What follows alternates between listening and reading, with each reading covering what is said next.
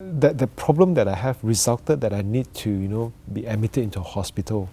So seeing them have to carry me to the hospital, putting me on a wheelchair and trying to push me, and trust me, it's not easy to push someone with 130 kilos.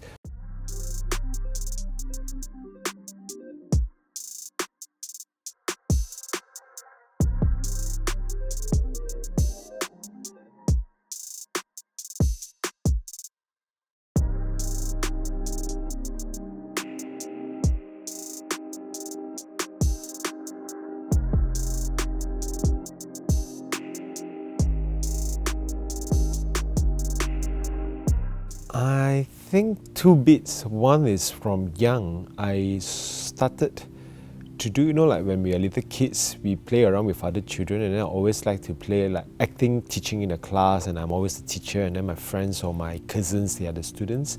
So from young, my parents did actually say I have that kind of interest or flair in me. Then as I grew older, I think my father also, or my late father also, he did actually share that teaching is a very, well, he put it in a way that it's a very noble job because you're contributing to the community, to the society. So even after my Form 5, I started to give tuition. I don't know where I got the guts from, yeah. So there I think it started to really give me a bit of training or exposure into real life teaching, which then I started to realize that, oh, teaching is quite fun, you get to engage with young people, energetic all the time. And that's where I stepped into education line officially, yeah. I would like to blend it. It's a combination of arts and science.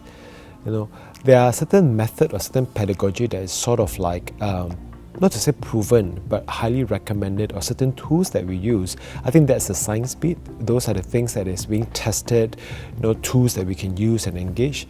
But how do we operationalize the tools? How do we engage with the students? How we communicate or bridge the gap? That is very much the art bit.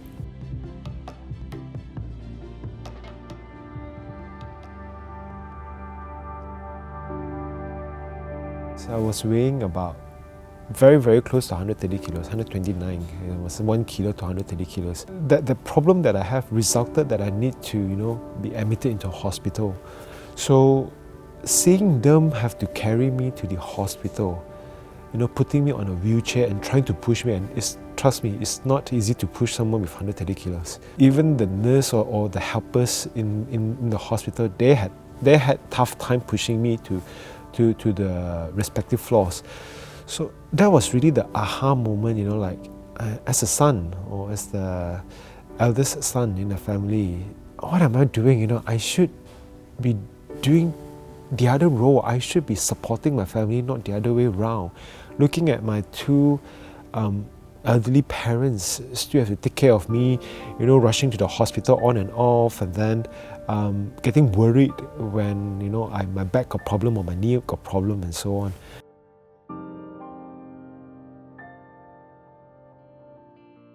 In my normal diet, I just cut off a lot of carbs, reduce carbs significantly, and I increase protein and veg, or change to other forms of carbs.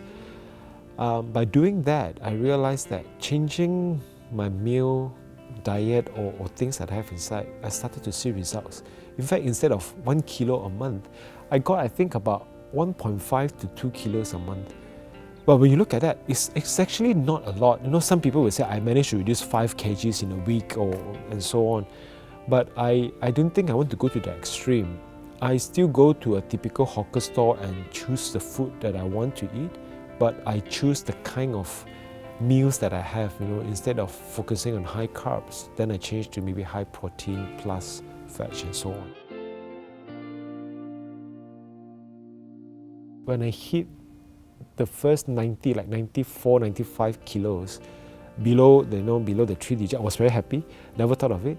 But then I realized when I need to go further, now I cannot just rely on my meals or my diet. I need to do more.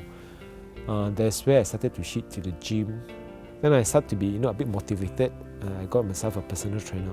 So he really pushes me, and then We try different things, and that's where I drop even further from my 90s to the 80s. I think nothing is impossible. If we really have the will, determination, and if we really want to do it, you can, certainly can. I've heard people saying that doing a PhD is a miracle, it's impossible, or losing weight is impossible. I think everything is possible. Skies is the limit. I have a situation where students will come and tell me that, sir, I don't really like business. It's just that I'm trying to fulfill my parents' wish. They wanted it, so I'm here. Then sometimes I'll give them different perspective. Well, I might not be able to help them in their subject, to turn them into an A student per se, but I hope in terms of lifelong learning or character development or personal development, they could gain something from there.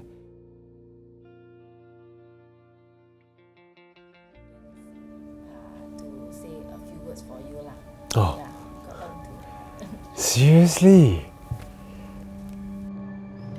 Hey Dr. Gore, so just wanted to take this opportunity to really thank you and all our mentors for putting in all the elbow grease and the hard work into shaping us kids who didn't know how to use a SWOT analysis into national champions for HSBC.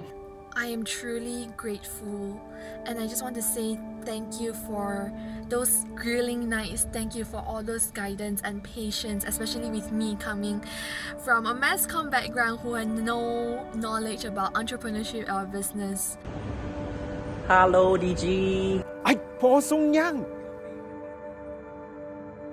Although you were not my direct tutor or lecturer while I was in university, I've always been very grateful to have you as a mentor. But most importantly, you taught us so many different things. You taught me how to sing Hoi Fu Tin Hong, you taught me how to bamboo dance, and you even brought us to a bar in Hong Kong, although we didn't end up drinking lah. So we got to do that next time, right? I haven't seen you in a while, so hoping to catch up with you soon.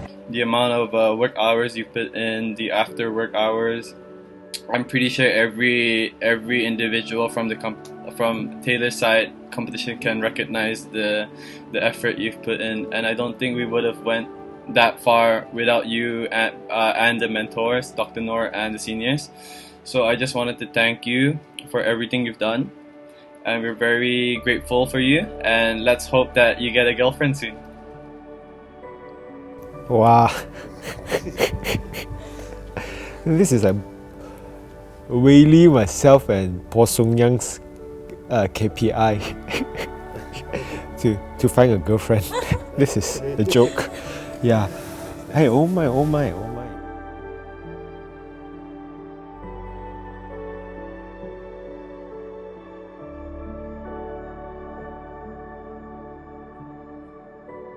Hi, I'm Associate Professor Dr. Goh, fondly known as Dr. G, the head of School of Management and Marketing at Taylor's University.